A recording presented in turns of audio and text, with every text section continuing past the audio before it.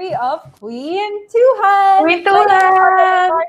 And I'm here with Pia Wurtzbach and Bianca Guidotti. I don't know if I'm pointing in the right direction, but how are you both? Very good. Hello, I'm sorry. so happy. Hi. Kumusta, guys? Hi. Can you hear us, Mar? Everything is good. Yes. Ayan, And very Bianca's good. Hi, internet now I is can good. hear you. I know that for a fact.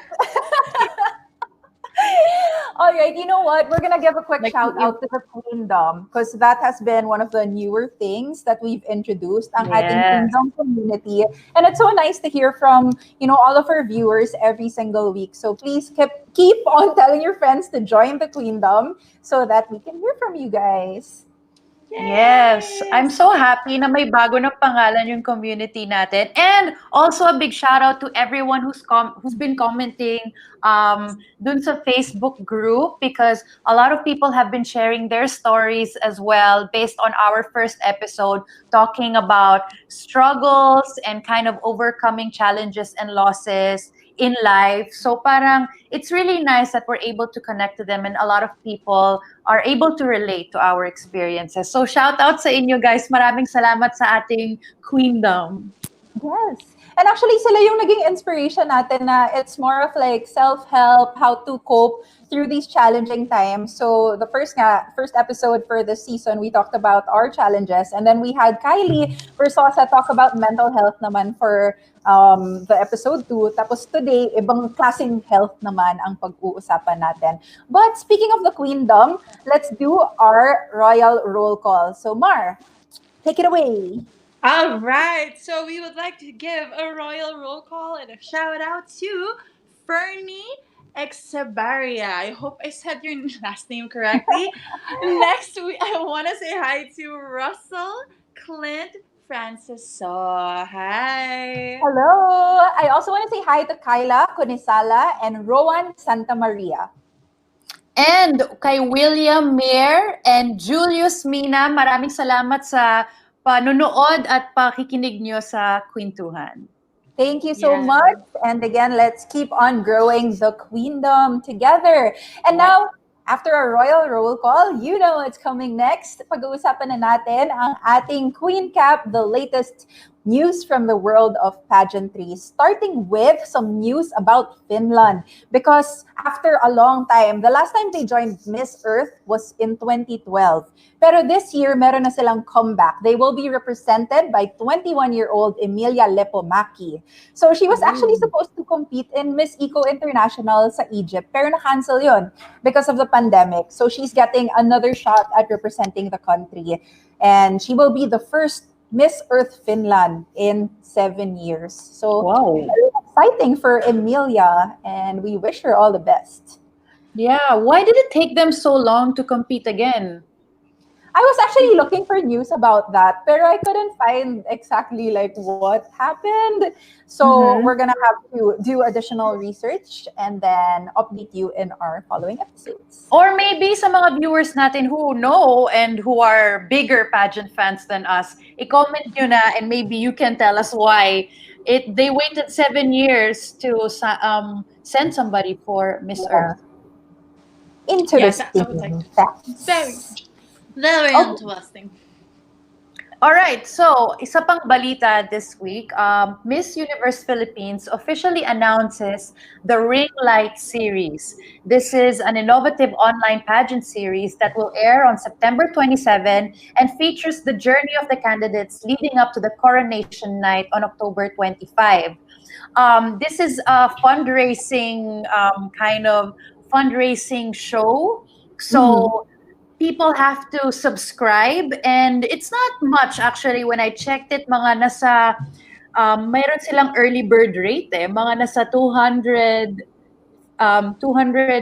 pesos yata, or 249. So sorry, mas mura pa pala sa 249 pesos. Yes. And then fans can subscribe at www.empire.ph and avail of yun nga, the early bird discount until August 31, 2020. The portion of each subscription will go to the candidate's personal beneficiary and partner organizations. So fundraising to, it will benefit the charity of your favorite candidate, and it's 8 episodes, if I'm not mistaken, 8 episodes of just whatever they're doing now, all of yung kwento ng mga girls, their training, an inside look at what they're doing and how they're preparing in preparation for the big night. I Yeah, love that. basically things that we didn't get to see before, Yes. ano na, they're really trying to give us, the pageant audience, a peek behind the curtain. And I think it's amazing. And I think they realize kasi peeking behind the curtain is basically peeking behind the girls and who they are. Ang ganda-ganda ng ginawa ng Miss Universe Philippines. I love that they went so personal with the beneficiaries. I'm super excited for this. And, maybe this is like the beginning of a standard. Diba? They're Yes. really innovating. I love what I love about Miss Universe Philippines. They're really trying to innovate moving forward. That Correct. is true. All Subscribe right. na. Now na. Now na. Now na. Okay, so for the next pageant news, isa pa to, kung may pera pa kayo guys, so pakatapos yung mag-subscribe sa Ring Light series, pwede na rin kayo pumunta. Okay, sa website ni Miss World 2014 Rolene Strauss. So she just set up her coaching business. I checked it out. Basically on her website, she's inviting everyone to lead the kind of transformative self confident life. So that's her tagline right now. So she wants to help women have a transformative experience of self confidence, and I guess that's because of everything that she went through. Um, she says here that you can subscribe to a coaching sessions. So she did give a couple of suggestions. She said I think at least 6 sessions would be the best, and you get to have a one-on-one have one-on-one lessons with her, with Rolene Yeah. herself. So napaka-personal lang ino-offer niyang service, and I think a lot of people will benefit from all the learnings that she's had. Great success in Miss World, great success in South Africa, and all around she's just an amazing person. If I'm not mistaken, she's a doctor then, diba? Like she's Yes. very Yeah. very well accomplished, very well accomplished. So I, for one, I would definitely jump to the chance of learning from her. So congratulations, Erlene Strauss. I'm sure that's a special offer also to the people who look up to her. I remember watching her in Miss World, like from the very start, and I was like, wow, this is a really strong contender. And then when she won the crown, like she was a great Miss World. So interesting. It's an interesting way to reach out also and to help out other people. Yeah. So that is it. That is our. That's Sorry, wrap Pino, up. did you want to say something?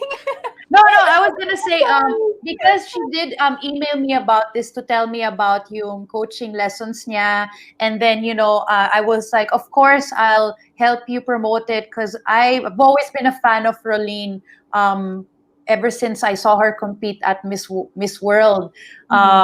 So she's always been so nice, and I love that she's such a well accomplished woman. Nga, like what Marian said, she's not just a Miss World; she's also a mom, and she is a doctor. So parang, and then she's offering these classes. If I'm not mistaken, also she started offering this before the lockdown yata. Before pa. Wow. So parang, I guess naging timing lang din na everything's online now. So anybody who wants to take up one-on-one classes with her, go for it. So parang pasok na pasok yung timing niya. Thank Yeah. you for sharing that because yun nga, it was a personal conversation that you had with her also. So there you Ano have lang, it. Our ano yun, queen flex cap. ko lang yun, guys. Flex ko lang. Na Medyo nakausap ko flex. siya. Flex all you want. Gusto namin yan. And before we move on to the topic for our episode 3, I just wanted to remind everyone to please follow our social media accounts. It's Queentuhan Pod on Instagram and on Twitter. Tapos it is Queentuhan on Facebook and our Facebook group as well. So group/Queentuhan. And you can Yeah. also catch all of our previous episodes on Spotify, on the Tripod Network Facebook page, and on Pia's tama, nasa baba. Pia's YouTube page. All right, Yep. so it's time to introduce today's show. This has been the running theme for the start of our season 2. We've touched on our pageant experiences and the importance of mental health. So naisip namin, we should also dedicate an entire episode to physical health and nutritional wellness. This is something I know a lot of us have been struggling with, being just at home. So sana makatulong rin to sa inyo. And we invited a very good friend of ours to come on the show. He's actually trained us for several years now. He is responsible for keeping us fit and healthy. So let us bring in Australia certified trainer, Coach Mark Banta, or you might know him as Jim Basidi. Hi, Coach! Hi, Hey, Coach! Good morning. Good morning, Pia, and good evening, Bianca and Carla.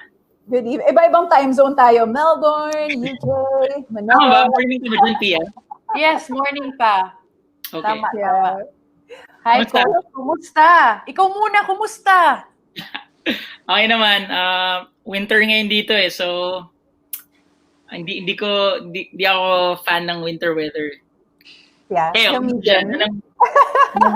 Kamusta ka dyan sa UK? Tama ba? Dito naman, merong heat wave. So, hindi ko rin inasahan na ganito kainit para ako nasa Singapore. Sobrang init talaga. At wala rin kasing mga aircon dito dahil hindi naman umiinit talaga. So, I guess it's, I don't know, global warming na ba to? Bakit ganito kainit? Pero hindi rin handa yung mga British. So, sila din ay nahihirapan. Pero, kayo, Coach, kahit naman na winter, tuloy-tuloy pa rin ang workout mo, di ba?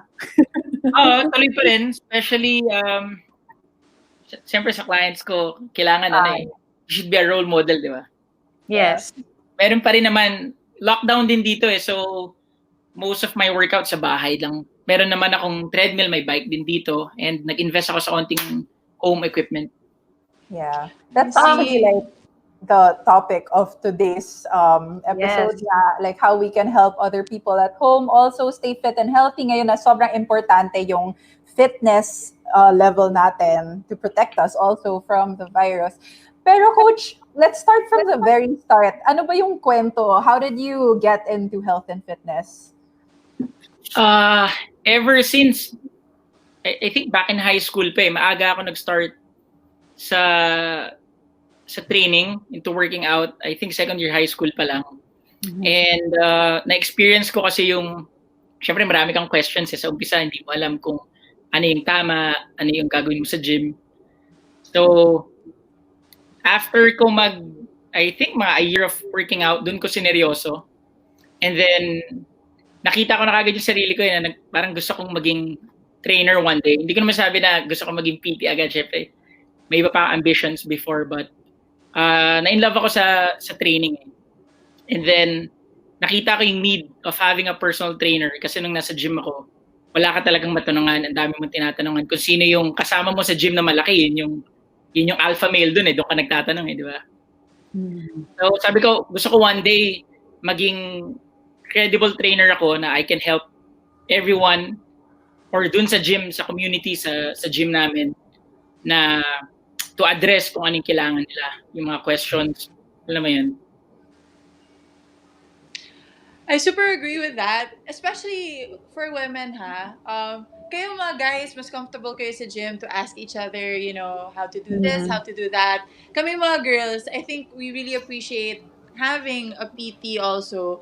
Kasi we're not parang hindi kami maka-approach sa pinakamalaking lalaki sa gym at magsabi, "Uy, pre! Paano naman yan, pre?" Exactly, di ba? Oo. Yun yung na-realize ko. Sabi ko, gusto ko one day, na-feel ko kasi ako yung nasa position na yun eh. So ngayon pag nasa gym ako, kahit na very observant ako sa gym eh. Kahit na yung nakita lang ako sa body language nila na nahiya sila mag-approach, hindi nila alam gagawin nila. Mabilis ko yun mabase. So very approachable ako sa gym. Na even hindi ko clients, I make sure na natutulungan ko sila in ways na even to the smallest thing na paano mag-operate ng treadmill, anong equipment para sa right muscle part na gusto mong ma-develop, something like that.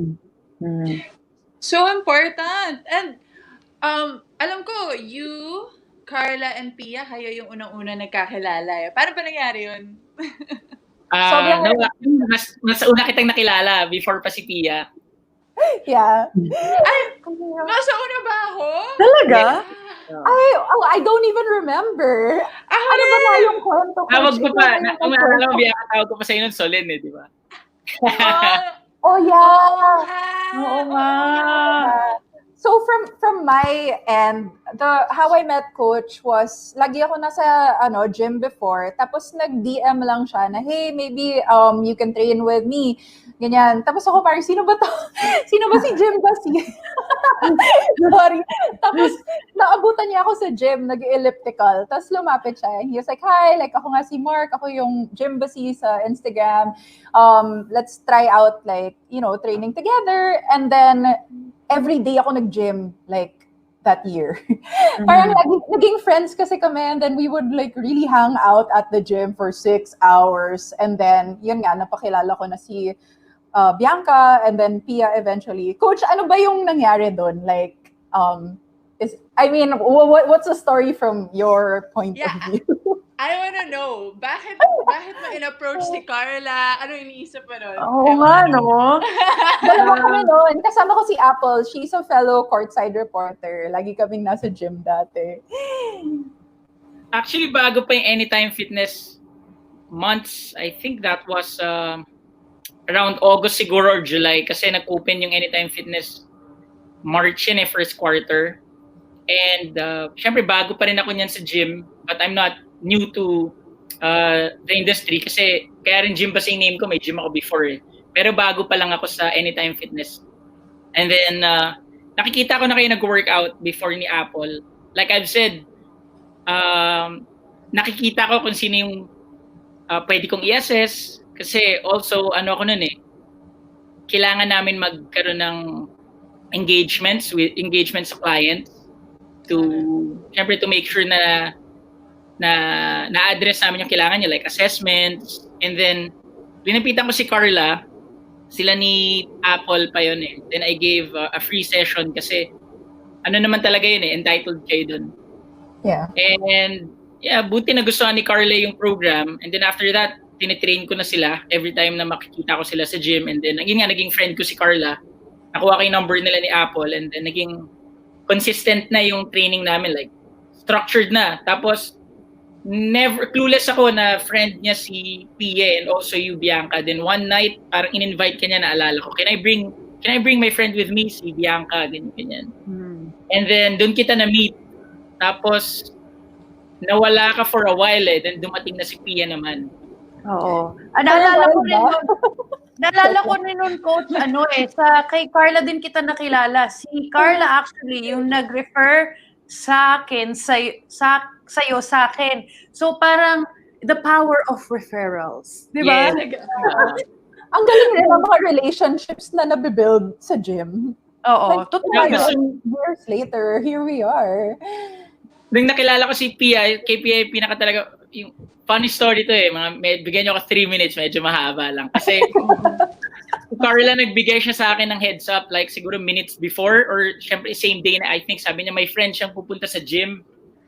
And then sabi okay, so buong araw ko hinihintay na may darating siyang friend. Tapos I think past 9 na yun, basta malapit na mag-close. Patapos na yung ko noon shift ko.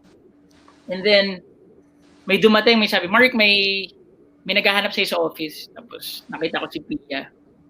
Alam ko na hindi ko alam na celebrity siya. Clueless talaga ako kung sino siya. But alam ko na parang baka into modeling yung dating. Kasi, syempre, yung posture niya, yung the way she carries herself, yung, kumbaga, kung paano ko siya nakita.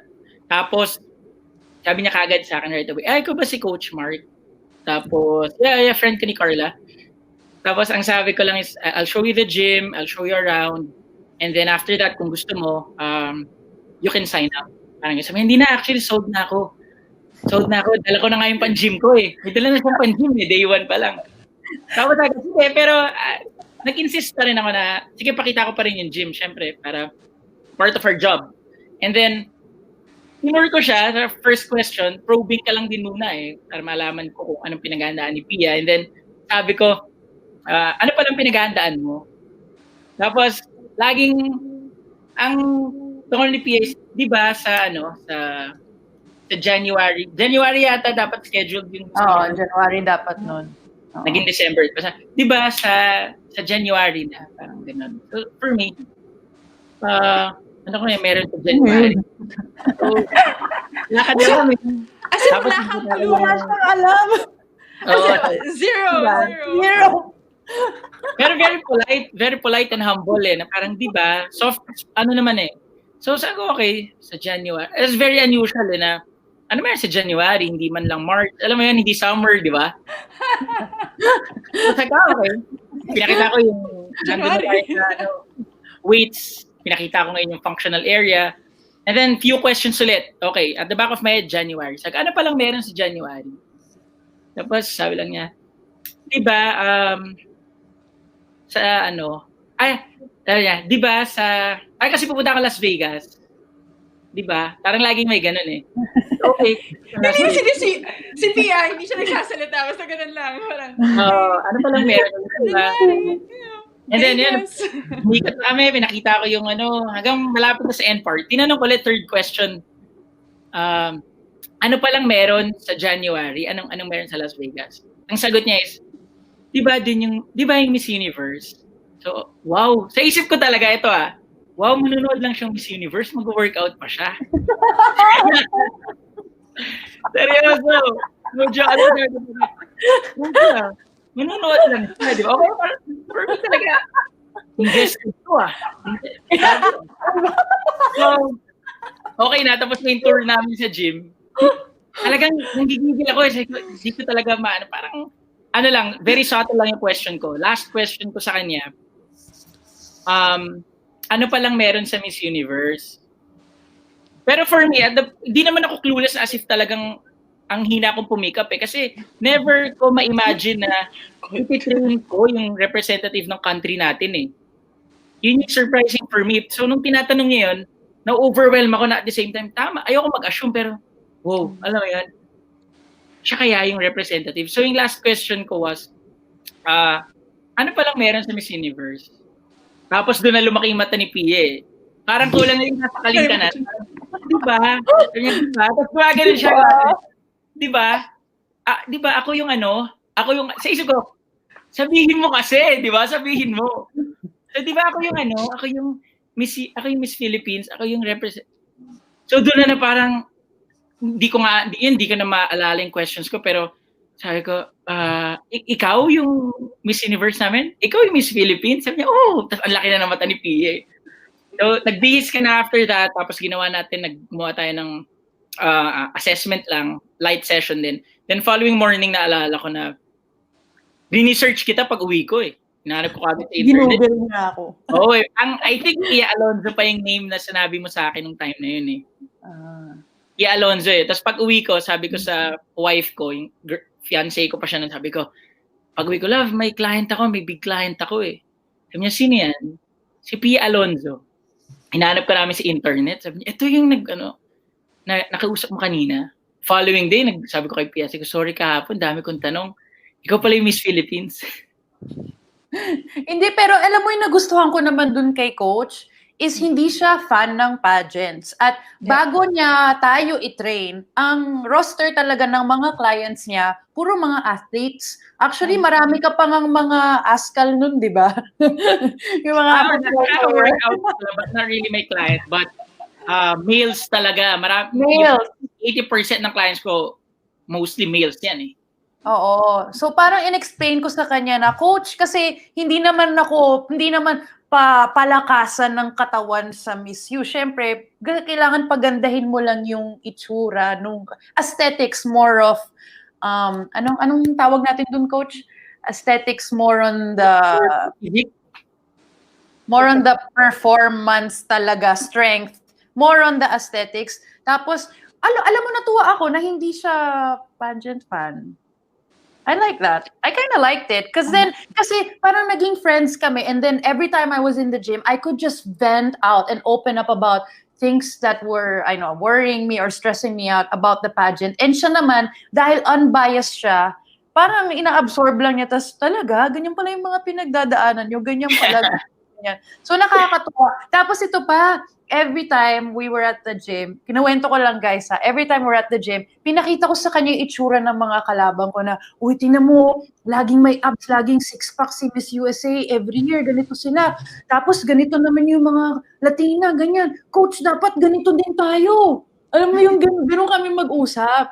Tapos, eto, cute na trivia lang, cute na kwento lang. Tuwing last 5 reps namin, ang bilangan namin laging 4th runner-up, 3rd runner-up, 2nd runner-up, 1st runner-up. Pag isa na lang, sige, kundi, 1st runner-up ka na. Ganun ang bilangan namin, ang countdown namin. Kaya, ang saya, parang I taught him about our world of pageantry. Tsaka natulong na si Carla, never niya sinabi sa akin kung sino yung parating kasi hindi kita na-anticipate as a celebrity or Miss Philippines. Kasi ang sinabi lang niya, yung best friend ko pupunta sa gym Uy, best friend! Uy!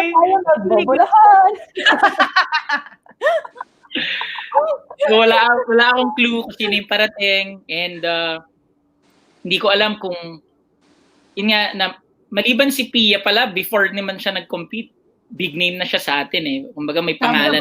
Hindi. In a way, may pangalan ka rin. Kung nagkaroon ng, sabi mo hindi kita na-treat as, wala kang special treatment when we train.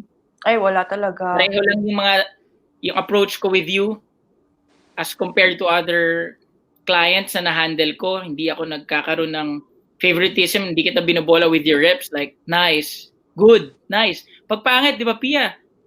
Ulitin mo. O kaya sisabi ko, so control yung tempo mo, Pia. Huwag ka magmadali. Kung nagmamadali ka, mag-cool down na tayo. Tapos, naalala ko yung time, basta hindi pa tayo close ito, mga 2nd or 3rd day pa lang Nakalimutan ko kung may nasabi ako pero tinignan mo ako Siguro bad day ka nun Tapos yung mata mo ulit nakatingin, parang sabi ko, ano? Basta nakalimutan ko, pero naalala ko yung tingin mo sa akin Minsan talaga hindi ko ewan ko. Anyway, Coach. Pero nakuha ko sa tingin Anyway, saan nga ba nanggaling? Kasi ako, medyo alam ko na yung kwento, but for people who are listening now, saan nga ba nanggaling yung pangalan na Jim Basi? Wow. Good question. It started back in, I think, mga mid-2000 mga 2006 or 2007 pa. Kasi if you remember, naalala niyo yun yung peak ng or pa-peak na yung club sa Fort, like from Embassy, diba, Jaipur, High. Tapos Greenbelt, may Temple, or marami, Ponti. Nag-workout na ako, sabi ko nga, high school pa lang. And then, nasanay ako sa mga bakal gym kasi from Guadalupe ako And nung nag-workout pa lang ako, sabi ko, sana one day makabigay ako ng better facility. Magkaroon ako ng sarili kong gym. Pero ano pa ako noon, start small, naisip ko na kagad na magkaka-gym ako. I think I can start sa amin, sa place namin. And gusto ko lang i-elevate or yun nga, mag-offer ng better facility. And to party scene na rin ako noon So every time nagka-club ako, iniisip ko, one day gusto ko incorporate yung club scene sa gym. So inisip ko, I can play yung current music like hip-hop, R&B. Tapos, yung lights, yun na kagad yung concept ko. Ngayon, yung mga studios, di ba, yung mga gym sa atin dyan ngayon, lights out. Tapos may good music na. brainchild ko na siya 2006 pa lang eh. Kasi sabi ko 2007, college days, nagpa-party ako. Sabi ko, one day mapupull off ko, magkakaroon ako ng gym. And then, embassy kasi talaga siya eh. And then nagkaroon ako ng gym eh. Mahilig ako sa gym eh, di ba? So, Gymbassy. I think catching name in Gymbassy. So, after ng college na, blessing na answered prayer nga, nagka-gym ako. And then, nag-iisip ako ng name eh. Tapos sabi ko, ano kayang name ng gym ko? Kung ano-ano, matatawa kayo pag sinare ko pa eh. Pero yun nga yung pinaka-napili ko. Sabi ko, pwede kayang Gymbassy. In-incorporate ko na lang, nag-fall into place na lang yung initials ko kasi kaya naka-highlight yung MB. And then, yung colors ko, part na rin ng branding. So, dati talaga, ano lang siya eh. So, gym talaga siya. Tawag sa akin, Gymbassy. Akala nila ako sa Gymbassy. But, dati, ano siya, IG siya ng gym ko. Tinuloy ko na lang nung nalipat na ako sa Anytime. Tama. Coach, alam mo, I can't count the number of times na people have asked me, si Gymbassy ba yan? Pag sumasabi ko si Coach Mark, si Gymbassy ba yan? So talagang dumikit yung name. Ang galing. For it to last. Pero, sa mga first clients ko na, pag naalala nila yung Gymbassy sa Guadalupe, parang akala nga, natatawa lang ako, akala nila ako si Gymbassy, but it's a name. It's a name of the gym. Coach, from coaching mostly, guys, tapos biglang nalunod ka sa mga beauty queen. How was it? Like, yung change, yung shift na yun? Yung transition ko with training beauty queens. Yeah. I think mas particular lang kayo, very meticulous kayo when it comes to yung parts na gusto nyong parang well-detailed. Okay. Same with may mga nakakasama naman ako sa work or may friends ako na bodybuilders, but very similar yan. Exact yung, pag may sinabi kayo like, kasi may criteria kayo eh. Kailangan, deliver mo naman as a coach is yung gusto nyo. Kahit nasabihin natin na, honestly, medyo unhealthy nga yung gusto nyong body eh. Di ba? Parang skin. Di ba? Medyo kung ako as trainer, titignan mo, mukhang fragile eh. But when you say word fit, akala natin when you say fit, sexy yan eh. But kailangan you're fit for the job. Kailangan yung body. Kailangan pang Miss Universe. So, sa question mo, Carla, nahirapan ako mag-transition nun, pero ang ganda lang ng training ko kasi si Pia kagad yung na-handle ko eh. Tama. Not from ground up, ang na-train ko is, kumbaga, yung Miss Philippines na right away eh. Yeah. After Pia, may na-train ako several beauty queens din. Medyo dumali na. Kasi, I think most of them, si Pia ang pinaka gold standard nila eh. Masipag.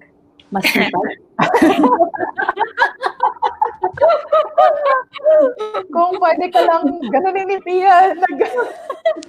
Pero alam mo, Hindi mo ang nakakatawa pa, after ni Pia nanalo, dati hindi ako nanonood niyan eh. Ngayon, kapag, even yung candidates after Pia, na-memorize ko na yata eh. So, correct me if I'm wrong, after ni Pia, si Maxine, di ba? And then, Rachel yung name, and then after that, di ba? And then, Flex rin si Coach. Flex rin ng pageant knowledge. di ba? Tapos hanggang si Gazini nito, recently na-train ko rin si Gazini. Umuwi pa ako for like 10 days for Gazini. Wow, talaga? Yes. Grabe, so... Thanks to Pia. Si Pia, gusto ko mag-thank you tsaka sa'yo sa AirAsia. Nakalimutan ko na ngayon.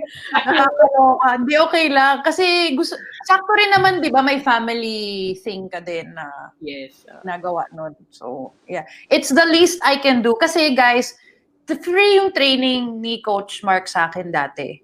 Nung magpe-prepare pa lang ako, I paid for the gym membership. Pero yung talagang session namin, halos libre lang yun. And he also supplied my protein. And nakabilang yun yung binibigay niya sa akin para hindi ko sobrahan, hindi ko rin bawasan. So, parang I really owe a lot to him because yung oras natin sa binibini, and you girls, you know this na sometimes we finish really late, and syempre parang you can't expect somebody to be waiting at the gym for you all the time to train you. Minsan hinahabol mo yung coach mo. Pero I'm very grateful for Coach Mark kasi kahit madaling araw, hinihintay niya ako sa gym para lang maisingit pa rin namin yung workout namin every day. So, whatever we can do to pay you back for believing in us, Coach. Wow, Thank thank you. Cry. Sobrang sweet naman natin today, guys. Hindi, grabe. Naalala ko si Coach, grabe yan. There were times na, I think sumama ako one time sa late night gym session nyo, P. Tapos galing ka ata sa isang event. And then We had full pictures. on ano ko nun, evening gown, pero nasa gym ka.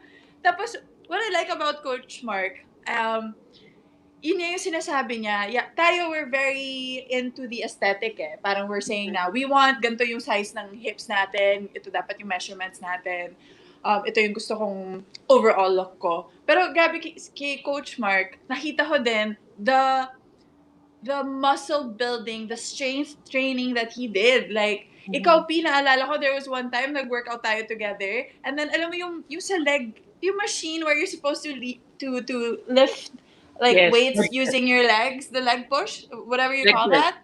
Yes. Ako, malaki legs ko, guys. Like, I have big legs. I mean, they're pretty strong.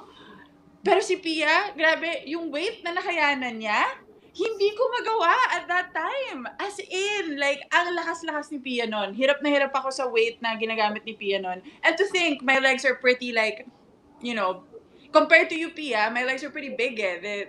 They have a lot of mass. So, grabe. Nagulat talaga ako the strength that you were able to develop at that time. It wasn't just aesthetic. I mean, yeah, aesthetically, it looked good. But I saw the strength that your body got because of that as well. Yeah, and it really helped also because when you're in heels for hours every day and you're running from one shoot to another and you always have to do this, yung beauty queen stand kasi na posture, it's not, di naman natural yun eh. Masakit kaya yun. That hurts. It's in the back. It hurts. I remember our first ever screening ko nung 2013, my first ever screening sa pageant. I cried after kasi I was exhausted physically. My body couldn't take it and I was thinking, paano nila nagagawa to? So the working out is not just to look sexy but also to last long. Because hindi mo kakayanin talaga. Yeah. And That's so true. Sorry, I was just gonna say now that we're on the topic of challenges, like Coach Mark's career after that was doing really well here in Manila. Pero after getting married, he moved to Melbourne to be with his wife, Ace. So, syempre, for someone who is doing really well, ang hirap na decision na gawin yon. Like, that's a challenge because, iiwan mo lahat and then you started fresh. Coach, tell us about that experience. Tapos, ano nga yung pinagdaanan mo to kind of start again in a different country? Grabe. Pag naalala ko yung feeling. It was hard at first kasi making that decision. Sabi mo nga, peak ng career ko, nung nanalo si Pia, meron pa ako 1 year, nagstay pa ako, I think 2015 December si Pia, and then I left 2016 October. Mm-hmm. After nanalo si Pia, doon talaga take off yung career ko, yung clients ko. I think I've been working from 10 a.m. till 10 p.m. closing sa gym. Yung clients, yung slot ko, wala na talagang vacant. Kulang na lang pati yung break ko, ibigay ko na sa clients. But syempre, tagal na kami, yung wife ko nun, 10 years na kami. And then, sabi niya, ayoko talaga sa Melbourne eh. Nung time na yan, ayoko talaga pumunta. But sabi niya, hindi naman lahat nabibigyan ng opportunity makapuntang Melbourne eh. Why don't you decide, check it out first, and then tignan mo dito kung kamusta. And pumunta ako, and then nakita ko yung opportunity for me to grow in terms of learning sa craft ko. Marami pa akong, pagdating dyan, parang feeling ko, nung time na yun, wow, na-train ko na si Pia, feeling ko, alam ko na lahat. May time na gano'n baka ego mo lang din. Pagdating ko dito, yung harder part is yung nag-school na ako ulit. Parang I started from scratch. Hindi ako affiliated with any gym. Nag-school ulit ako, yung work ko. Wala akong work for a year. And mas mahirap yun actually. Mas madali pa yung choosing between Philippines or Australia. But nung nag-school na ako, yun na yung part na, okay, everyday to for 1 year. But looking back, I think yun yung greatest decision na ginawa ko rin. Kasi ang dami ko rin natutunan It gave me the confidence, also yung pwede kong ma-share sa mga fellow trainers, o mga colleagues ko na kasama ko dati sa trabaho. Every time umuwi ako, I make sure na nabibigyan ko sila ng something new na natutunan ko dito sa Melbourne. And then after nun, Coach, ano yung mga courses that you had to take? Alam ko madami, pero can you name some na ano yung mga additional skills na nakuha mo from studying again? I took up nutrition course, mayroon akong strength and conditioning. Meron kaming, yung main course is, ang tawag nila is Cert 3 and 4 in fitness. Yun yung highest certification in fitness here in Australia. Also recognized yun sa UK. So kung mag-UK ako, pwede ko rin siya magamit. Marami pa. Currently ngayon, enrolled ulit ako. May nutrition course ulit akong tinitake. Hopefully matapos ko by end of the year. So yun yung ina-explore ko ngayon, not just training. Gusto ko ma-master yung part na sa kain. Para ma-incorporate natin. Siyempre, it comes hand in hand, di ba? Training. Guilty ako. Hirap-hirap ako sa diet ngayon. Hindi sa'yo ako nakatingin Oo nga naramdaman ko yung tingin ni Coach. Ulit nito. Lagi na lang nagtatanong ng diet tips, kain naman ng kain. Pero habol ko lang akala ko nung time na pumunta ako dito, it's going to be easy for me to apply for a job kasi ang ganda ng resume ko Tama. Di ba, gym owner ako, in gym ba 2011 to 2015 and then head PT ako sa AF, yung clientele ko. Wala, as in, hindi nila kilala si Pia dito yung mga boss na ina-apply ko. And regardless, talagang required yung Cert 3 and 4, so wala rin talaga akong lusot. Sabi, baka sa mga bagong trainer lang to. Hindi ko matagal na ako. So wala talaga. Every gym na in-applyan ko, as in no. And marami nagtatanong kung yung anytime fitness pa rin kasing work ko dito Kung refer ba ako or back up ba ako ng mga managers or owners dyan. Wala. As in talaga, marami ring anytime fitness na nag-reject sa akin dito. That's the hardest part. Would you say, Coach, na parang yung marami ka ring natutunan siguro by taking that chance? Kasi kung iba, ang daling sabihin na, hindi sa Pilipinas na lang ako dahil mas comfortable ako dito and na-establish ko na yung sarili ko. But you decided to, get out of your comfort zone and then learn more and then parang mag-start ulit from scratch basically in a different country. So, parang so far, tingin mo ba naging talagang good decision yon para sa'yo, mga natutunan mo? Yes, sabi ko nga, yun yung greatest decision ko and also, yun yung pinakamagandang investment ko in terms of my career, yung school ako dito, and yung experience ko. Especially you guys, alam ko, nag-compete na kayo, baka at some point, international level. Iba kasi hindi na Filipinos yung kasama mo.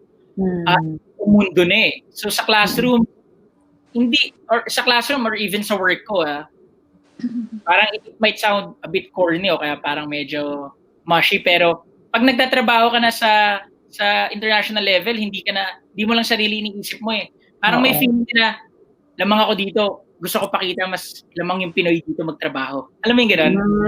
So, nagtatrabaho ko sa work kasi sa work ko may kasama ako na from Venezuela, I think.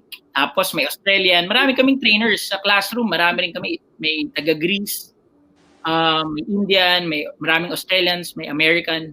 So every time meron kaming kahit simple lang na quiz or meron kaming mga test like fitness test.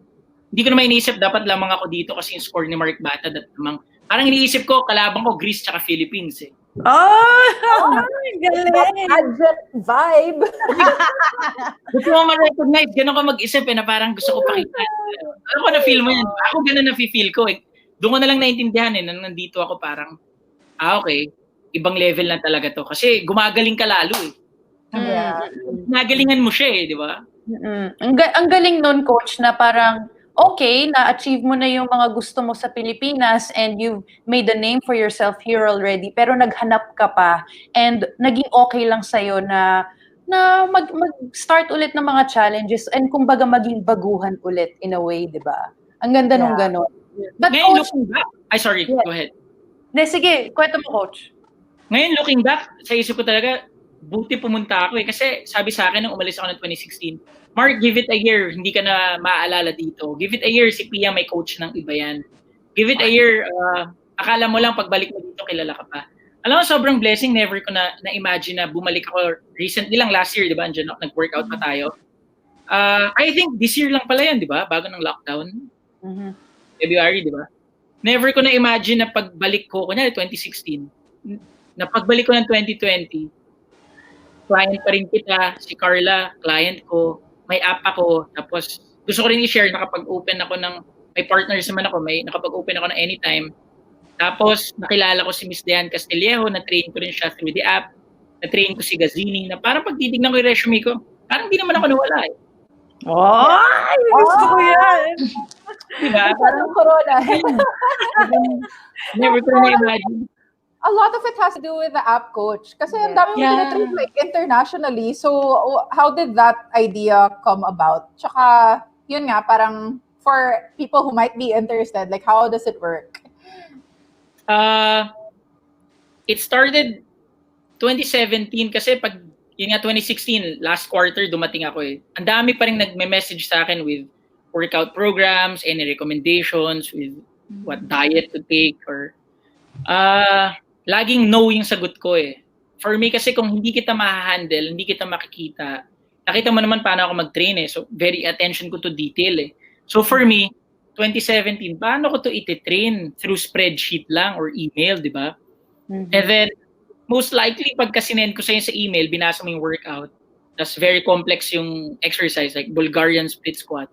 Paano execution ito? Eh, yung teaching points ko, sobrang ang haba na, di ba? Sure ako, tatawagan mo rin ako. So, hindi ko naman sila rinireject because ayoko. But for me, hindi ko rin mabibigay, madideliver yung 100% ko eh. But, come to a point na kailangan ko mag-isip ng way paano to ma-translate into sale din eh. Siyempre, business side din naman eh. Plus, sayang inquiry eh. Di ba? So, doon ako, naghanap ako ng developer. May time na nag-Europe kami ng wife ko, nakausap ko yung cousin ko. And then, doon ako talaga nakapag-isip na possible ako makapagawa ng app. And then, ginawa ko with the app is, hindi kasi siya available sa App Store even if you search sa Android or App Store. Totoo yan, coach, kasi maraming nagme-message sa akin na sinearch ko naman yung Gymbassy pero di ko makita. Sa akin kasi, kailangan kunin mo muna yung special permission kay coach. Sabi mo kasi even if I make it available sa App Store, wala rin naman siyang wala siyang preset templates, walang generic workout programs. Kailangan pa rin, I have to know your fitness goals. Kailangan natin mag-undergo ng assessment. I have to know your medical history, fitness level mo before I can prescribe. O kaya any injuries, di ba? Any operations. Tapos, mas nakita ko lalo nagagamit niya siya. Very hands-on pa rin sa client ko. I give my personal number to all my clients. Any questions, I'm just one call away. And with the help of the app, kasi it comes with workout video. So, very easy to follow eh. Tapos, kahit si Carla and Pia, alam ko, pareho kayong beauty queen, but magkaiba kayo ng goal eh. So when you look at your program, magkaiba pa rin kayo. Medyo matrabaho siya, but for me, very pa rin, rewarding, masaya ako sa ginagawa ko eh. So, Coach, basically, lahat ng mga tao that have your app right now, yung mga workouts nila is custom fit to what they want, their body, and everything. Yes, exactly. And um, from your even down to the smallest detail with your schedule, yung frequency, number of Mhm. preferred mo, like si Pia may days na masyadong mahaba yung workout, out of town ako, pwede natin ganun siya ka-tailored fit. Kaya Wow. nangyayari ako sa mga nagme-message sa akin, like gusto ko man sila kunin as clients, but limited slots talaga yung tinitake ko right now kasi yun nga matrabaho gawin yung Tama. program.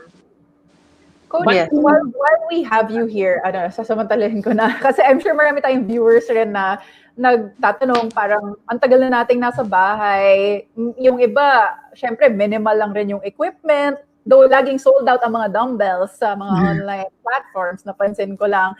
Pero yun nga, kung ano mga equipment, like what can we do at home? Parang ano yung tips mo on how people at home can just stay fit during this time? Good question.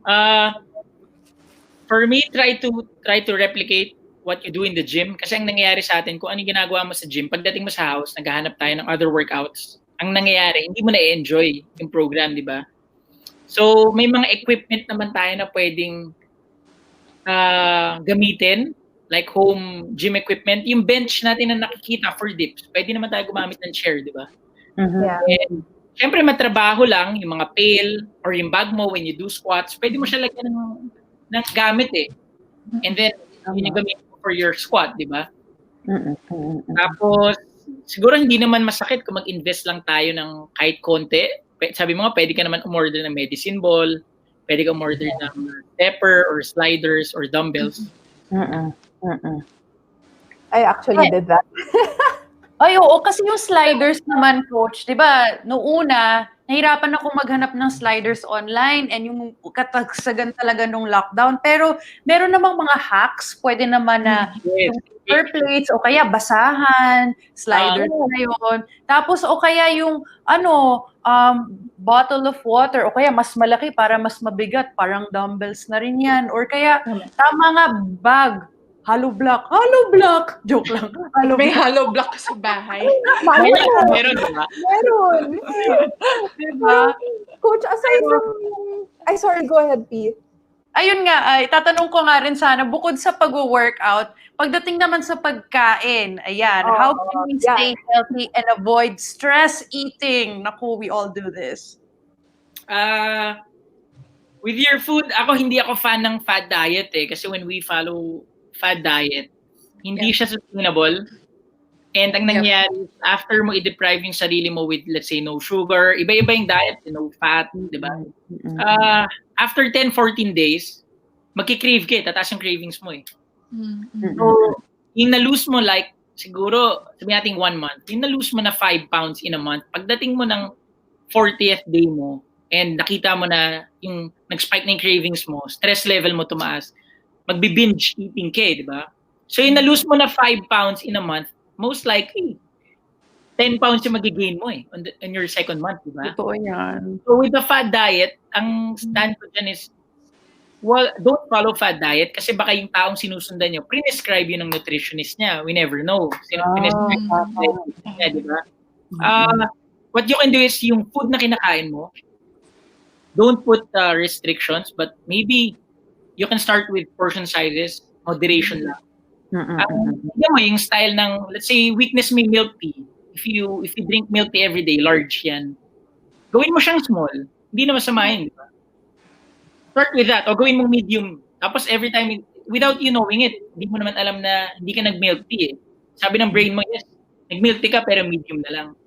Maybe after 2-3 weeks, yung medium mo, small na lang siya, di ba? Instead of taking that away, and then ang mangyayari, yung quality of life mo, syempre, stress level. Hindi mo natitake yung pleasures mo eh, small pleasures in life eh, di ba? So mag-start lang kayo with portion sizes, yun yung number 1 tip ko. Huwag kayo kagad mag-jump into something na hindi nyo na-enjoy kasi hindi nyo yan magagawa for the long term eh, di ba?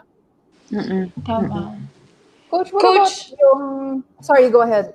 Yeah. Sorry, ako kasi, hindi ako ma-workout. Mas sasabihin ko na ngayon, Coach, alam mo yan, hindi ako ma-workout. Wala ka pang workout niyan? Wala. Parang mas sexy ka kay PA.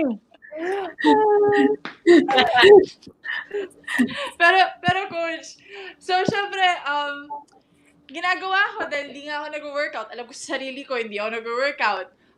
Ang ginagawa ko ngayon is intermittent fasting. And ako, sobrang nagbe-benefit ako sa kanya. I just want your opinion about it. Like, I know there are a lot of myths about intermittent fasting, but ikaw, for you, what would you suggest in terms of that? Ang advantage naman kasi may pros and cons pa rin naman yan eh. Hindi naman, di ba? It might work for you, for me hindi. Kung sa lifestyle mo, let's say baka nasa house ka, so yung 16-hour fast, susunod ba yung 16-8? 8-hour, di ba? Actually, ulmad na ako. For about, 1 meal a day na lang. For about almost 6 months siguro. Mga ganun. Sa lifestyle mo, let's say nasa house ka lang, tapos meron kang work. Kunyari lang, example lang, may work ka sa computer, and then maybe lalabas ka ng house for a while. Yeah. Intermittent fasting, for me, perfect sa'yo kasi 1 meal a day ka nga lang, tapos babalik ka na. Pero let's say athletes yan, o kaya yung lifestyle nila, 8 to 5 job. Yes. Banker. Kunyari, kliyente mo, banker siya. Mag 1 meal a day lang siya, tapos fasting, hindi perfect para sa kanya yun. Got it. So, sa part mo naman, effective, 1 year mo na siyang ginagawa. But ibahin ko yung schedule mo, let's say magbinibini ka ulit, 8 a.m. ka na 5. I don't think fit pa yung intermittent fasting for you. Got it. So, match mo rin yung diet na ginagamit mo currently sa lifestyle mo. It changes. Got it. So, literally, there is no one size fits all in terms of nutrition and exercise. It's what works for you, what works for your body, what works for your schedule, what works for your goals. I get it. Pero tingin ko, Bianca, kailangan mas turuan. Ako yata yung magtatanong sa'yo kung paano maging ganyan ka-sexy na hindi nag-workout. In fairness nag-work talaga kay Marlon yung IF. Nag-work talaga sa kanya. Pero hindi rin kasi sa lahat di ba? Pero she's like living proof that it really works. Kasi kahit nung last year na birthday ko, doon talaga ako na parang, anong ginagawa niyo? Ano nangyari? You know what? I think at this point, isingit na natin yung viewer questions natin kasi related naman sa topic. From Gerald Cajon and Bam Adina. Actually, medyo same yung vibe nila.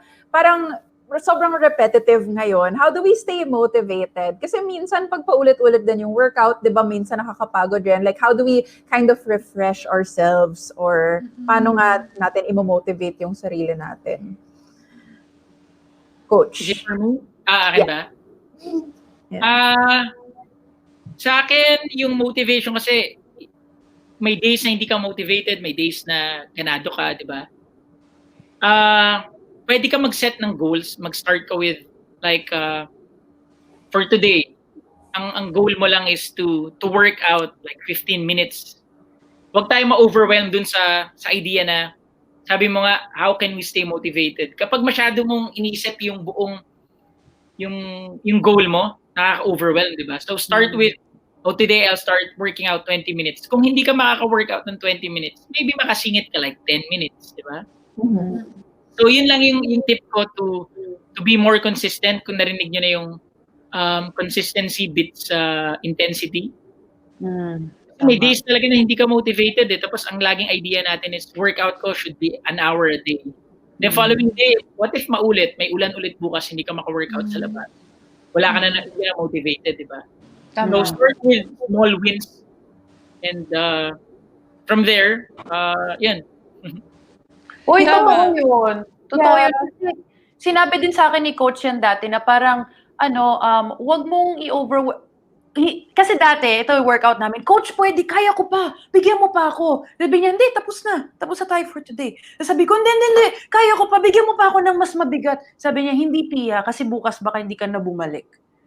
So parang gusto niya yung parang nabitin ka ng konti para ganado ka ulit for tomorrow. And totoo talaga yung, hindi ko makakalimutan yung sinabi mong yun, Coach. Totoo yun. It was burnout talaga. Exactly. I guess I want to share yun for me, like, the way I shifted my perspective was, hindi ako nakafocus sa weight loss, but instead, iniisip ko, 30 na ako, kailangan ko talaga asikasuhin yung fitness ko kasi ang dami ko pang gustong gawin. As in, it's really more of like the life ahead na gusto ko pa maging healthy for a long time. Gusto ko mag-travel, ang dami ko pang gustong gawin. And to do that, I have to get through my workout routines. Yes. So I don't know if that would help you guys, pero that's kind of how I personally shifted. And then We have another question here from Bam Adina. With most of us staying at home, the variety of indoor exercises are very limited. How can you not get tired of doing the same thing over and over again? Totoo yan. For me, question? Yes, Yeah. coach. Over and over again, alam mo kung isipin mo lahat ng variation exercises, endless yan eh. Sure ako 6, 7, 8,000 yan eh. Siguro limited lang din yung knowledge niya with the exercises, but what I can suggest is you can think of ways on how to modify the exercise. Let's say when you do push-ups, maraming variation. You do push-up, you do trunk rotation in between. Push-up, trunk rotation in between. You can have a medicine ball, one push-up, transfer, one push-up. So, kung everyday push-up lang, ang iisipin mo, nakakasawa, anong ibang exercise pa. With that one exercise, kaya ko yan gawin ng 20 to 30 different exercises doing push-ups. When doing squats, marami ka rin pwedeng gawin. So, sawa ka na sa squat, maybe in between, you can, one squat, maybe you can do lunge. And then one squat, then lunge again, di ba? And pwede ka naman next yung squat, do lateral lunge or do reverse lunges. So, yung sinabi niya, with that, do your research din, hanap sa internet or message mo ako, bibigyan kita ng program. Yon. Nice. You know what? Coach, actually naisip ko rin, what if there are coaches watching? Sobrang affected ng industry, ng fitness industry dahil nga obviously sarado yung mga gyms ngayon. You've been through a lot in your career. What tips would you give yung mga coaches during this time? To stay fit or to how to adapt in terms How of to adapt. Right? How to adapt. They can start with their clientele. Kasi ang nangyayari ngayon sa coaches din, marami rin ang circle ko, yung mga coaches na kausap ko dyan, ang struggle nila is close pa yung gym. And syempre affected yung monthly income nila eh. And they think too much of generating new clients. Paano ako magkakaroon ng inquiries? Sabi ko, di ba kung saan gym siya nagtatrabaho, sino yung mga kliyente mo? Ilan ang clients mo? Start with that. If you have 10 clients, tawagan mo sila. And then, give them a program. If you can start with, wala namang masama sa spreadsheets. Or pwede ka mag-Zoom, di ba? In technology ngayon, very convenient. Yeah. Mag-offer ka ng services mo online. And then, alam ko mahirap to, but at least yung service natin, pwedeng online. Pwede mo mabigay yung training natin. As compared to, kunyari, barbero ka ngayon, yun ang di mo pwedeng gawin online. But with trainers, you can think of... Barbero ko, coach. Pwedeng doing online yun.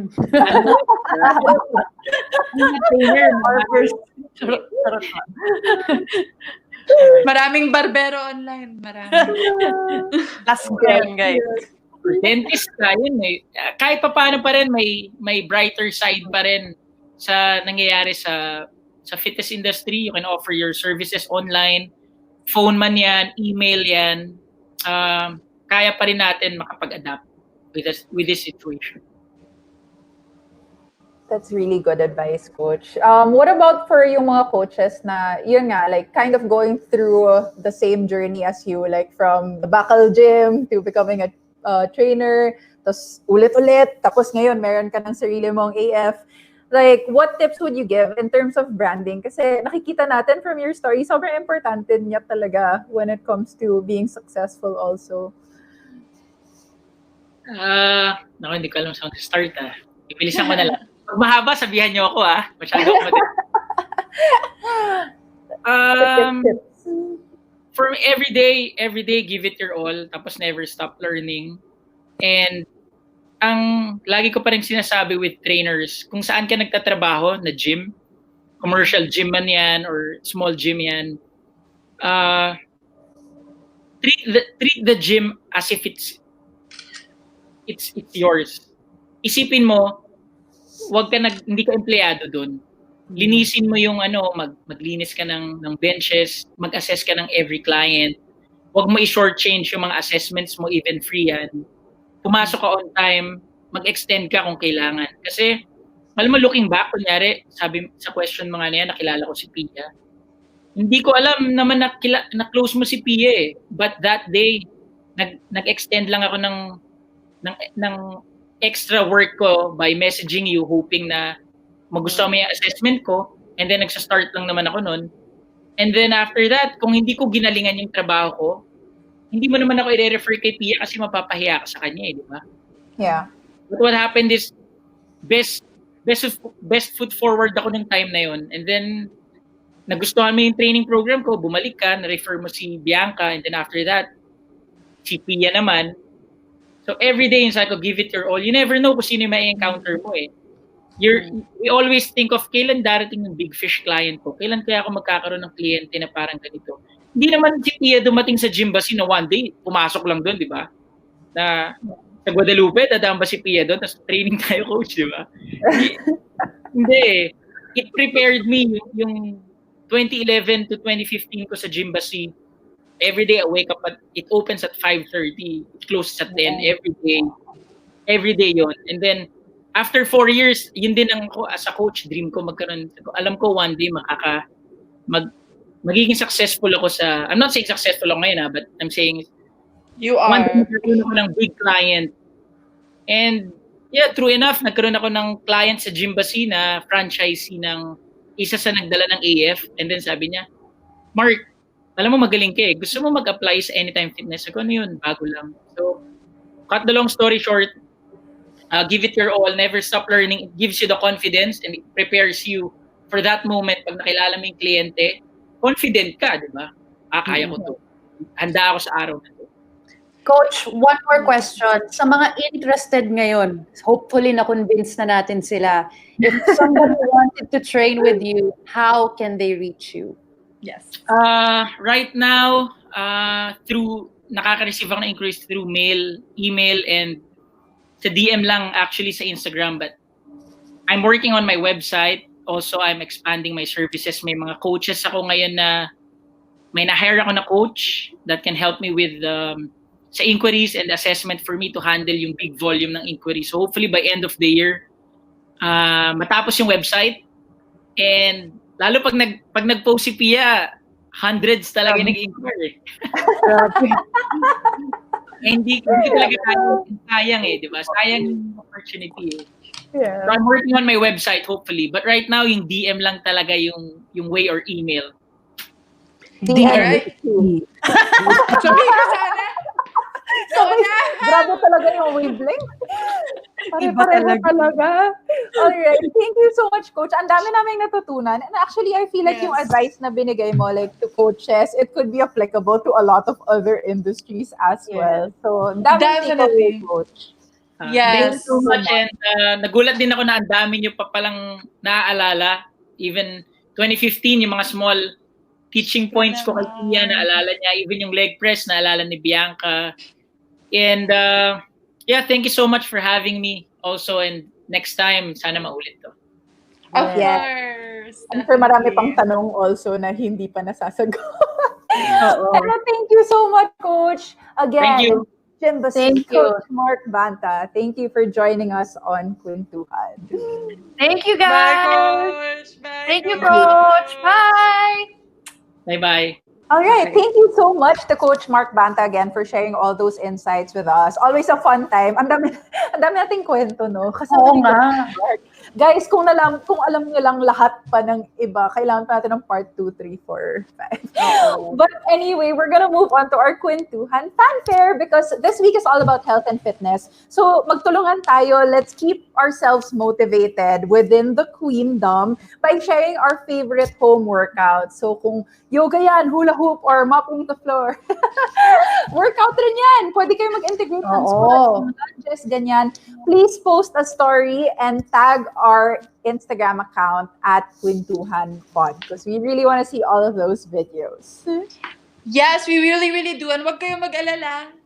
Magpo-post din kami. Damay-damayan tayo dito. Because we really want... Ako, hindi ako nag-workout. Sinabi ko kanina, I really don't work out. But I know how important it is to keep moving and really exercise your body. So, mag-post din ako, guys, para ma-inspire ako mag-workout. So, yes. And of course, we will choose a winner. We will be announcing the prize and the winner after Ooh. this. No, not the winner.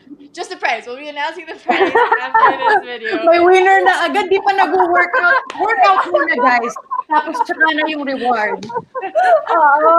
Pero sobrang exciting. Like, we really want to see your posts. So again, we're Yes. reminding you, dahil sa social media accounts namin ipopost ang prize at ang winner, please follow all of our Queentuhan social media accounts. It is Queentuhan Pod on Instagram and Twitter, and facebook.com/Queentuhan sa Facebook. And to join our groups, you just add a groups/Queentuhan.